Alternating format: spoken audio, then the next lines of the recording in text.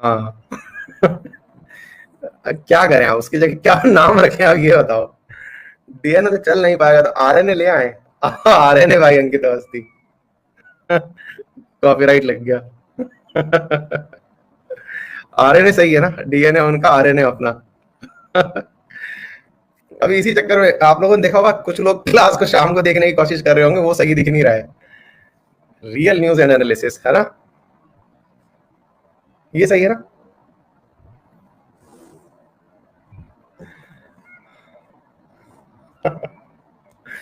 ये हो गया यार, तो अभी आरएनए करते हैं, डीएनए जो है वो जो है वो चेंज हो चुका है।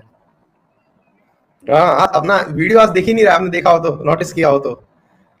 हाँ, बेटा एक विद्यार्थी बहुत देर से पूछ रहे हैं इंटरव्यू कैसा हुआ, बेटा कोरोना की भेंट चढ़ गया, इंटरव्यू वगैरह कुछ नहीं हुआ, सब पोस्टपोन हो गए। हाँ, प्राची ने भी बहुत ढूंढी क्लास, सुबह से बेटा मेरा तो उसी में टाइम खराब हो रहा है, तब से यही चल रहा है क्या करें क्या नहीं करें। जी न्यूज वाले पीछे पड़ गए, ये क्या चल रहा है भाई। ठीक है ना, ये सही रहेगा, परफेक्ट है। ठीक है ना, चलो आर्यन है अपना, डीएनए उनका।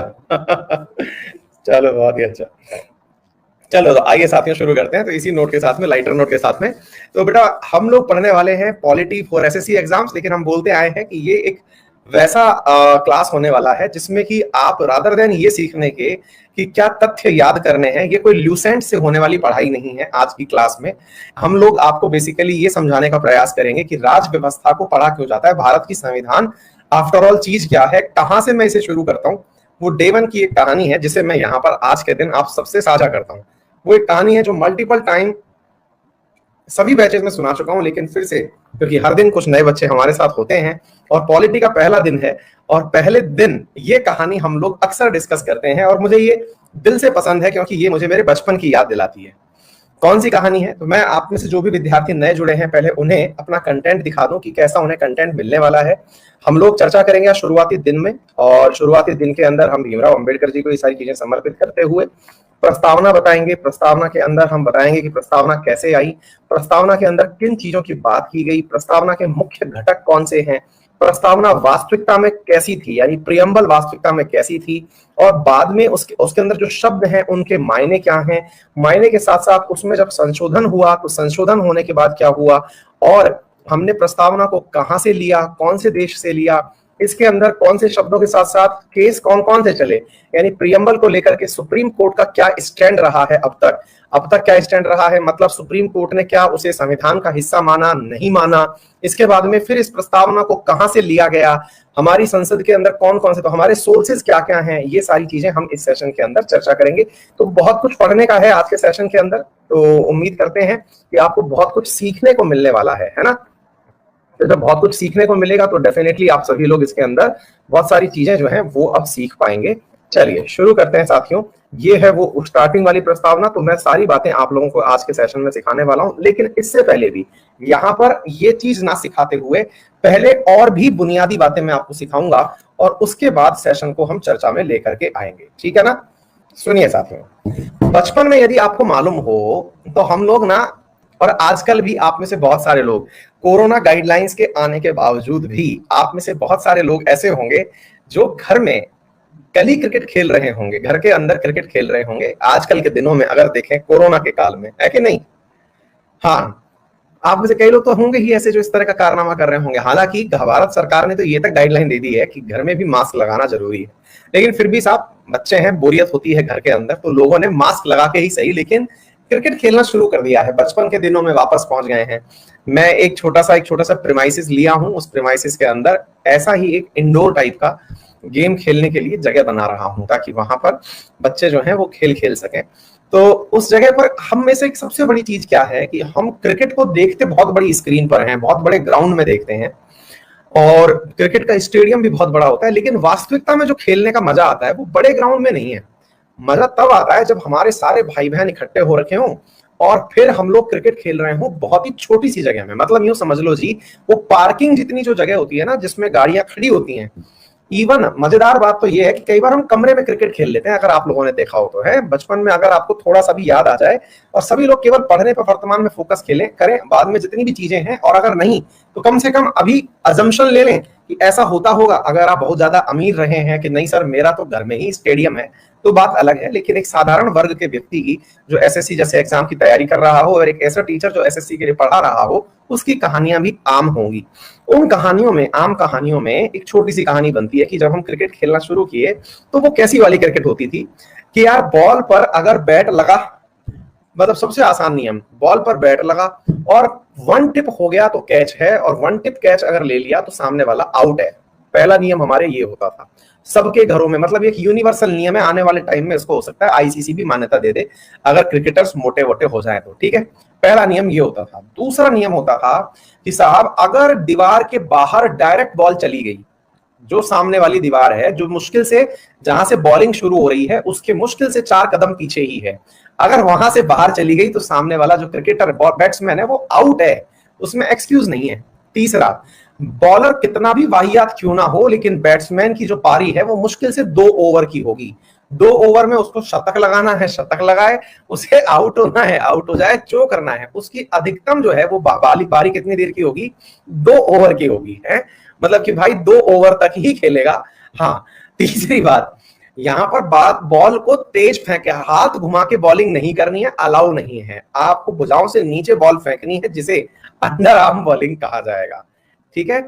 आपको 2 ओवर में 100 बनाने, 500 बनाने, कुछ भी बनाओ। आप में से कई खिलाड़ी तो ऐसे भी होते हैं जो चौके छक्के की जगह अट्ठे भी रखते हैं कि भाई साहब अगर सामने वाली दीवार पर डायरेक्ट लगी तो 8 रन काउंट किया जाएगा। क्रिकेट में रॉन्डल मिक्स कर दिया जाता है, यानी मजेदार नियम होते हैं। मतलब ऐसा होता है कि हम क्रिकेट कम नियम ज्यादा सीख रहे होते हैं, और उन नियम के लिए एक बड़े भाई साहब को बीच में बिठा देते हैं कि ये भाई साहब जो हैं इन नियमों की गवाही होंगे, गवाही होंगे, उन्हें हम एम्पायर कहते हैं। एम्पायर की इज्जत उस मैच में ऐसे होती है जैसे जिसे जो आता है वो दबा के चला जाता है, मतलब उस व्यक्ति को, आप में से जो भी पार्टी हावी होगी, उस एम्पायर से अपने नियम बदलवा लेगी। एम्पायर एकदम पलटू आदमी होता है, और वो खेल का सबसे लीचड़ आदमी होता है, जिसको यूं पता होता है कि खेल मुझको खेलना नहीं है, केवल खेल बिगाड़ना है ना। और वो खेल बिगाड़ने के नाम पर उस टीम की सहायता करता है जिस टीम से वो वाकई में बिलोंग करता है, ठीक है। और मैं अक्सर एम्पायर का ही काम आज तक करते आया हूं, क्योंकि मुझे खेलना आता भी नहीं है, ना ही खेलने में मेरा कोई रुचि है। अच्छा, तो ऐसी स्थिति में एम्पायर का काम हमेशा संदेहास्पद रहता है।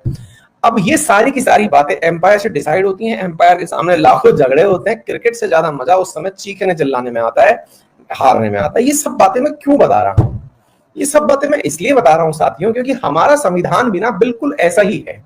कैसा है, अब मैं इसको समझाता हूं आप लोगों को। जैसे हमने क्रिकेट खेलना शुरू किया, और क्रिकेट खेलना शुरू किया तो भाई साहब, आप कुछ विद्यार्थी लैग होने की बोल रहे हैं, एक बार के लिए कुछ बफर बोल रहे हैं। एक बार मैं पोल करा के पूछ लेता हूं, क्या मैं आप सभी को सही से सुनाई और दिखाई पड़ रहा हूं? एक बार के लिए थम्स अप करके बता दें। दोस्तों, आज का सेशन केवल बातचीत पर चलने वाला आधारित है, मतलब इस सेशन के अंदर कुछ भी नया नहीं पढ़ाया जाएगा, केवल भूमिका बनाई जाएगी। ये हमारा हमेशा का नियम रहा है कि हमने जब भी पहला सेशन पढ़ाया है वो भूमिका पर चलता है, यानी कि केवल उसमें फाउंडेशन बनाई जाती है ना। बीच बीच में बफर हो रहा है तो मैं एक बार रिफ्रेश कर देता हूं, होल्ड करिए। हर सब्जेक्ट का पहला दिन भूमिका बनाने का दिन होता है, क्योंकि उससे क्लास में रुचि बढ़ना शुरू होती है। उसके बाद से समझ में आता है कि हाँ भाई क्या क्या होगा, है ना। ये सब बातें उसके बाद से क्लियर होती हैं। मेरे प्यारे साथियों, नोट्स की अगर हम बात करें तो ये नोट्स जो हैं ये कैसे डाउनलोड करने हैं वो सीख लीजिए। 3 बिंदियां हैं, उनके ऊपर आप क्लिक करेंगे तो डाउनलोड नाउ का ऑप्शन आ जाएगा। डाउनलोड नाउ के ऑप्शन से आप इस चीज को डाउनलोड कर पाएंगे, ठीक है बेटा। ये पूरा की पूरा कंटेंट 3 डॉट थ्योरी, बगल में 3 डॉट है, वहां पर क्लिक करिएगा, डाउनलोड हो जाएंगे और आप वहां से कर लीजिएगा, ठीक है। हाँ भाई, इंडियन ज्योग्राफी का कंपाइल्ड करके पीडीएफ मैंने इंडियन ज्योग्राफी वाले बैच में आज से कम 10 दिन पहले डाल दिया है, कृपया करके आप वहां से नोट कर लीजिएगा। मिल गया था सभी को? ठीक है ना, पूरा कंपाइलेशन डाल दिया था मैंने। हाँ जी, चलिए तो आगे की बात करते हैं। तो अब क्या होता है साथियों, तो ये जो पूरी कहानी चल रही है, इस पूरी कहानी का मुख्य किरदार कौन है? इस पूरी कहानी का मुख्य किरदार हमें लगता है कि क्रिकेट मैच है, हमें लगता है कई बार कि यहां पर जिसके पास बैट है वो है, हमें लगता है एम्पायर है, जबकि वास्तविकता में इस पूरी कहानी का मुख्य किरदार वो नियम है जिसके आधार पर ये मैच खेला जा रहा है। अगर कोई भी इस मैच के नियमों को बदल दे तो ये पूरा खेल बदल जाएगा। आपको बस यही बात पकड़नी है और समझनी है, और अगर समझ में आ रही हो तो थम्स अप करनी है।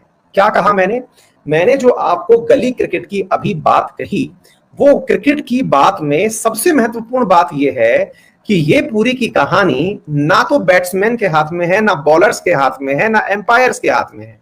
ये पूरी कहानी हाथ में है उस रूल के जिसके आधार पर सब लोग खेल रहे हैं। मैं अगर रूल बदल दूं तो हो सकता है कि बैट्समैन को एक ही ओवर मिले। मैं रूल बदल दूं तो हो सकता है कि बॉलर की मैं हर दूसरी बॉल को 9 बॉल कर दूं। मैं रूल बदल दूं तो हो सकता है कि एम्पायर का मैं पद ही समाप्त कर दूं। मैं रूल बदल दूं तो हो सकता है कि 1 टिप की जगह मैं 2 टिप पे आउट कर दूं। हो सकता है कि मैं डायरेक्ट कैच पे भी आउट ना करूं। सारी की सारी चीजें जो हैं वो किस पर है मेरे प्यारे साथियों? रूल पर है। इसका मतलब यह हुआ कि गेम बड़ा नहीं है, नियम बड़ा है। और इस पूरी कहानी को दिमाग में बिठाइए और भारत के अंदर सीधे लैंड हो जाइए। स्वागत है आपकी इंडियन पॉलिटी के अंदर। इंडियन पॉलिटी के अंदर कभी न्यायपालिका ये समझे कि हम बड़े, गलत है। अगर प्रधानमंत्री ये समझे कि हम बड़े, गलत है। चीफ सेक्रेटरी ये समझे कि हम बड़े, गलत है। राष्ट्रपति ये सोचे कि मैं बड़ा, गलत है। हमारे यहां पर केवल एक ही बड़ा है और वो है रूल बुक। और वो रूल बुक जो है मेरे प्यारे साथियों, उसी का नाम है भारत का संविधान। क्या आप सभी साथियों को मेरी बात समझ में आई? भारत का संविधान यानी कि कॉन्स्टिट्यूशन ऑफ इंडिया एक ऐसी पुस्तक जिसके अंदर हर एक प्रकार का वो नियम लिखा हुआ है जिसके आधार पर इस देश को अनइंटरप्टेड तरीके से चलाया जा सकता है। इस देश में जहां पर भी जैसे भी जो भी विवाद संभव थे, उन सारी बातों को यहां लिखा गया है। सोच के देखिए कि हम लोग जब क्रिकेट खेलते हैं तो क्रिकेट में हर चीज का नियम होता है कि बॉल पीछे चली गई तो कितने नंबर आ जाएगा, बॉल लेग साइड चली गई तो कितने नंबर, बैक मतलब ऑफ साइड चली गई तो कितने number, over arm under arm का क्या सीन होने वाला है। हर एक बिंदु पर हमारे यहां रूल होता है। वैसे ही भारतीय संविधान में मेरे प्यारे साथियों, आपके यहां देश कैसे चलेगा इसका एक बिंदु मेंशन है। आपका देश किस प्रकार चलेगा इसका पूरा कार्यक्रम मेंशन है। अब भाई कुछ लोग बार बार बफर कह रहे हैं, यहां पर भाई हमारे यहां बफर हो नहीं रहा है, करें क्या यार? फिर एक बार देखो भाई, मैं केवल अपनी तरफ से एक बार और पोल करा लेता हूं। मेरे हाथ में कुछ भी नहीं है, मैं इसके अलावा कुछ कर भी नहीं सकता हूं। क्या मैं आप सभी को सही से सुनाई दिखाई पड़ रहा हूं? एक बार और बता दो और खुश हो जाओ, क्योंकि कर मैं कुछ भी नहीं सकता। भाई देखो, मैं सबको सही सुनाई और दिखाई पड़ रहा हूं। जो लोग अब है ना इस नाम पर, अपने बफर के नाम पर मेरा रिदम बिगाड़ रहे हैं ना, उनको पाप लगेगा। उनको ना इंडियन पॉलिटिक्स समझ नहीं आएगी, ऐसा पाप लगेगा। क्या आपको मेरी बात समझ में आ रही है? ठीक है, अच्छा। तो अब सबसे बड़ी बात ये भी एक नियम होता था बचपन में, याद है? पाप लगेगा। अगर किसी ने कुछ गलत कर दिया तेरे को पाप लगेगा, तूने झूठ बोला तेरे को पाप लगेगा, तूने बैटिंग नहीं दी तेरे को पाप लगेगा, है ना? एक बचपन में एक जबरदस्त चीज होती, तेरे को पाप लगेगा। और वो पाप समझ में आज तक किसी को नहीं आया। माँ कसम, विद्या माता की कसम, ये बहुत प्रमुख कस्में हुआ करती थी। काश वो बचपन के दिन हमारे वापस आए। ठीक है, अच्छा। तो फिर ये सारी बातें आपको समझ में आ रही हैं? तो मुद्दा कितना सा सिंपल है। हमारी इस रूल बुक में पता है क्या कुछ था? हमारी इस रूल बुक में वो सारी बातें लिखी हैं कि भारत एक देश बनेगा, इस देश के अंदर कोई व्यक्ति रहेगा तो उस व्यक्ति को रहने के लिए कौन कौन सी सुविधाएं चाहिए होंगी, उस व्यक्ति की नागरिकताएं क्या होंगी, भारत खुद क्या होगा, भारत का मूल अधिकार क्या होगा, भारत के यहाँ रहने वाले व्यक्तियों के कर्तव्य क्या होंगे। एक एक करके सारी बातों की मैं आपके साथ सिलसिलेवार चर्चा करना प्रारंभ करता हूं। और हमेशा की तरह एक चीज दिखाता हूं, रुकिए। यदि ये हमारी क्लास में ना आए तो हमारी क्लास को पाप लगता है, और ये आ ही चुकी है। और वो क्या है? ये हमारी वो किताब है, that is the constitution of India, that is PM Bakshi. एक किताब है साथियों जो कि भारतीय संविधान की किताब है। अक्सर मैं विद्यार्थियों को ये दिखाता हूं, क्योंकि ये अक्सर कई विद्यार्थियों को यही नहीं पता होता कि क्या वाकई में, हाँ, क्या वाकई में ऐसी कोई किताब होती है कि जहां हमारा संविधान लिखा हुआ है। ठीक है ना। तो ये सब बातें वास्तविकता में है और लिखी हुई हैं। बक्सी चाचा अब तो हमारी क्लास में बहुत पुराने और नॉन हो गए हैं ये, मतलब हमारी जो पुरानी क्लासेस रही हैं उन सब के अंदर बच्चों को ये सारी बातें पता है कि क्या चीजें हैं। आपको ये किताब पढ़नी नहीं है, इस किताब का केवल उद्देश्य इतना बताना है कि हाँ एक ऐसी पुस्तक होती है। मैंने यूपीएससी वाले विद्यार्थियों को ये किताब पढ़ाई है, उस पुस्तक के अंदर से आर्टिकल्स पढ़ाए हैं, इस पुस्तक का मैंने रेफरेंस ही पढ़ाया है, सारे केसेस के ऊपर अध्ययन हुआ है, लेकिन आप लोगों के लिए ये किताब है, बस इतना पता हो तो काफी है। ठीक है, अच्छा तो अब मुद्दा क्या है साथियों, अब हम उसकी बात करते हैं। साथियों जैसे कोई भी नोवेल लिखा जाए, कोई भी किताब लिखी जाए, तो आपने कोई भी किताब उठा के अगर देखी हो बाई चांस गलती से, हालांकि आप जैसी उम्र में बहुत कम लोगों को आदत होती है नोवेल पढ़ने की, लेकिन कई बार कहते हैं ना कि किसी गर्लफ्रेंड ने आपको किसी प्रकार का सरप्राइज दे दिया कि आपने वो नोवेल पढ़ा, तो आप उस समय तो कह के हाँ आ जाते हैं कि हाँ पढ़ा, लेकिन फिर बाद में याद आता है कि यार आज तक नोवेल देखा ही नहीं। तब उसके सामने भला बनने के लिए फिर नोवेल परचेज भी कर लाते हैं, और इंडियंस का जो सस्ता जो राइटर है अंग्रेजी में वो है चेतन भगत, और उसको हम पढ़ डालते हैं। फिर लगता है कि अब तो भैया हमने सारा ही नोवेल पढ़ डाला है, और पढ़ करके बकायदा बताते हैं कि हम बढ़िया से पढ़ लिए हैं। चलिए आपने चेतन भगत भी अगर पढ़ा है तो उस चेतन भगत की पुस्तक को भी अगर देखा हो तो हर नोवेल के अंदर, हर एक साहित्यकार की कहानी के अंदर सबसे आगे जो पेज चैप्टर होता है उसको प्रीफेस कहते हैं। प्रीफेस का मतलब होता है वहां पर वो ये बताता है कि मैं इस किताब में क्या देने वाला हूं, मतलब इस किताब के अंदर कौन सी बातें आपको मिलने वाली हैं, है ना। उसके अंदर वो ये बताने की कोशिश करता है कि हाँ भाई हम यहाँ पर क्या चीज देने वाले हैं, वो होता है प्रीफेस। प्रीफेस के बाद में वो आपको बताता है भूमिका, बताना शुरू करता है कि देखिए पहला चैप्टर, उस चैप्टर में वो सारे के सारे कैरेक्टर्स को इंट्रोड्यूस करता है। अगर आपने फिल्में देखी हो तो फिल्मों में सबसे पहले एक नोटिस लिखा आता है, और वो ये है इस घटना के सभी पात्र काल्पनिक हैं, इनका वास्तविक जीवन से कोई संबंध नहीं है। अगर इनका वास्तविक जीवन से कोई संबंध पाया गया तो इसे मात्र एक संयोग कहा जाएगा। ऐसा हमारी हिंदी फिल्मों में लिखा आता है। हमारी नॉवेल्स के ऊपर लिखा आता है प्रीफेस, जिसमें लिखा होता है कि यह पुस्तक मेरे दिल के बहुत करीब है, मैं इसे अपने माता पिता, धर्मपत्नी और एक अज्ञात नाम को समर्पित करता हूं, जिस अज्ञात नाम के बारे में उसकी पत्नी को भी नहीं पता होता है। तो ऐसे करके हमारे यहाँ प्रीफेस लिखा आता है। उसमें यह लिखा आता है कि इस पुस्तक को मैंने बहुत ही दिल से संजो के लिखा है, मेरा उद्देश्य है कि ये आप सब तक अच्छे से पहुंचे और अपनी बातों को कहने में सक्षम हो। इस प्रकार से वो प्रस्तावना लिख करके भेज देता है। ऐसे ही फिर चैप्टर 1 आता है फिल्मों के अंदर। जैसे शुरुआती 15 मिनट, जब 15 मिनट में कैरेक्टर्स इंट्रोड्यूस होते हैं, जैसे पता चला कि गुड्डू भैया आ रहे हैं, कालीन भैया आ रहे हैं, मुन्ना त्रिपाठी आ रहे हैं, बिल्कुल वैसे ही फिल्मों में आपकी शुरुआत में किरदार इंट्रोड्यूस कराए जाते हैं, उनके छोटे छोटे रोल देकर के। कोई बैकग्राउंड में बोल रहा होता है कि ये है कालीन भैया, जिनको कालीन का केवल नाम यूज करना है, बाकी ये सफाई का काम करते हैं। दूसरी तरफ है गुड्डू भैया, इनको केवल डोले फुलाने, अंडे खाने हैं, कभी कभी दूध भी पीने का शौक रखते हैं। तो ये सारी बातें जो है वो शुरुआती प्रीफेस में बता रहा होता है, यानी इंट्रोडक्शन वाले चैप्टर में बता रहा होता है। हमारे यहाँ पर ये जो किताब है इसमें भी एग्जैक्टली ऐसा ही है। और वो क्या है, यहां पर सबसे पहला चैप्टर प्रीफेस ही है, और उस प्रीफेस के अंदर वो आपको जो बात बताता है, वो प्रीफेस के अंदर मैं आपको कुछ पढ़ाने वाला नहीं हूं, इसका प्रीफेस बताने वाला हूं। इसके प्रीफेस के अंदर पहला पॉइंट प्रियम्बल है। क्या है प्रियम्बल? प्रियम्बल बोले तो प्रस्तावना। क्या आपको मेरी बात समझ में आ रही है? यानी कि इसकी पहली लाइन में ही ये बात लिखा होता है कि यहां पर प्रस्तावना है ना, कि हम क्या करने वाले हैं, हमारे किरदार क्या क्या होने वाले हैं, हमारा उद्देश्य क्या है। ठीक है ना। चलिए अब चलते हैं साथियों, इधर की तरफ ये शुरुआती लाइन में लिखता है, We, the people of India, solemnly resolved the constitute India into a sovereign, socialist, secular, democratic republic।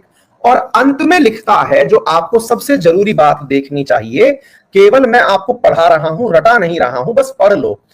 In our Constituent Assembly, this 26th day of November 1949, do hereby adopt, enact and give to ourselves this Constitution। सबसे ऊपर लिखा we the people of India, यानी कि हम भारत के लोग, हम अपने आप को एक बुक समर्पित कर रहे हैं। वो बुक हम अपने आप को 26 नवंबर 1949 को समर्पित कर रहे हैं, जिसे हम अपनाएंगे भी, लागू भी करेंगे और अपने आप को देंगे भी। ये बात इन्होंने संविधान में लिख दी है। कहने का मतलब ये हुआ कि ये जो पुस्तक है हम में से मैंने अपने दादा दादी से पूछा कि आपने इस किताब में कौन सी लाइन लिखी, तो उनने मुझसे ये कहा कि बेटा ये किताब है कौन सी, हमें ये बताओ। उनको किताब ही नहीं पता है। हमने कहा क्या आप 1947 में नहीं थे? उन्होंने कहा काहे नहीं थे भैया, हम थे उस समय पर, देश आजाद हुआ था, हमने भी लाडू बांटे थे।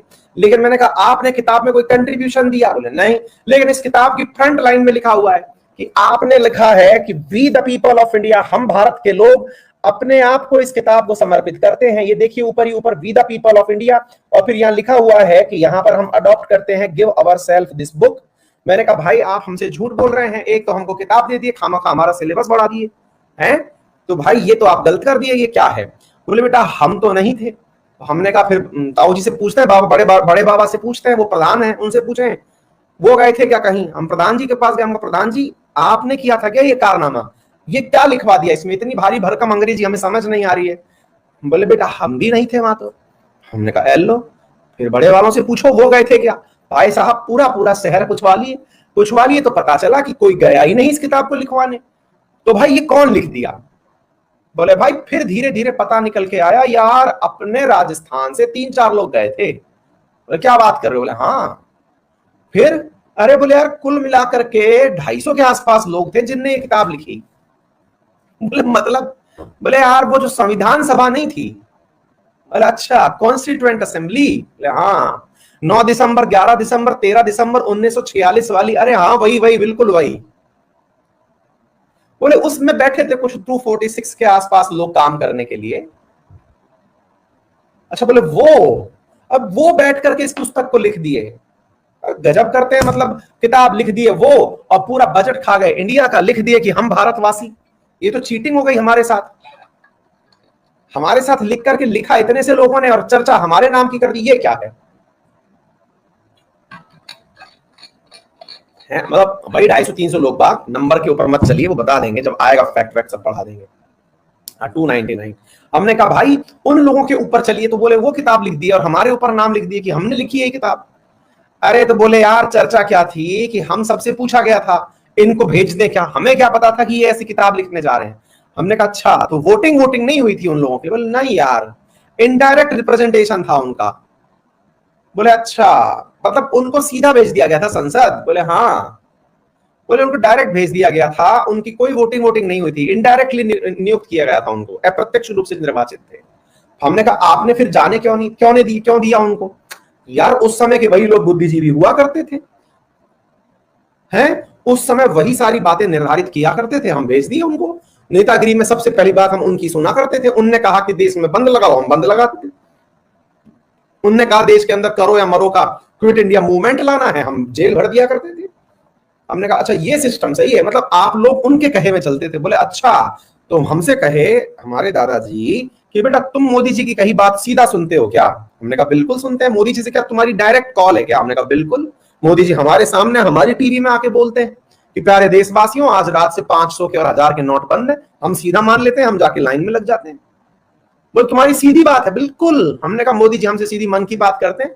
बोले अच्छा तो तुम्हारी भी सुनते हैं क्या? हम तो कहना भूल ही गए, हम नहीं सुना पाते लेकिन वो सुना देते हैं हमें। बोले अच्छा तो बोले बेटा हमारे साथ भी ऐसा ही हुआ था, वो लोग सुनाते थे, हम सोचते थे कि हमारा नेता है हमारी बात कर रहा है, उसने हमारे नाम पर बना दिया। इसका मतलब ये है कि यहां जो वी है ना, ये संविधान सभा है, लेकिन ये संविधान सभा हमारे नाम पर बिल फाड़ गई, लेकिन इंटेलिजेंट थी। ऐसा बिल फाड़ा इन 200-300 लोगों ने मिलकर के कि पूरे भारत के लिए नियम लिख दिए।